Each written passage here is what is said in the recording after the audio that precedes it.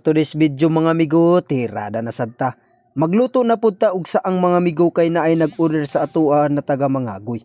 So maayong buntag mga amigo ug kumusta na ang tanan. Balik na pud ang klase mga amigo ug kumbati na pud ang mga ginikanan ug atiman sa mga anak. Gisugat og linog ang first day sa eskwela. Hinaot na okay ra mo diha ug walay damage ang inyong mga panimalay. Maayo ra gyud sa paglinog kay naanadaan sa gawas ang mga estudyante para mag flag raising ceremony. Karon mga amigo pag humana ko og islay sa mga lamas gitimplahan na dayon ni housemate ang suka. Ug iyahan na dayon ang giputo sa silupin adisir ibutang sa salad cup. Maura gihapon ang atong proseso aning sa ang mga amigo kinahanglang gyud nato patition ng tubig sa sulod sa bagaw. Adisir gyud na namo ginapaking ginapatulo gyud na namo ang mga saang. Si housemate sa ang akong gipapaking diha mga amigo kay mag-atiman sab ko sa among estudyante. Samtang busy diha si housemate og packing ako pod gahatod sa among Kuya RR sa eskwelahan. Ang isa nako ka estudyante kay kindergarten na. Pero alas 9 na lang sa buntag tulog pagihapon. Gihangyo na lang ni housemate ang maestar na haponon si Gabgab. Kay lagi medyo busy gyud mi og atiman sa mga order sa saang basta buntag. So balik ta sa order karong buntaga sa atong ready to eat na saang.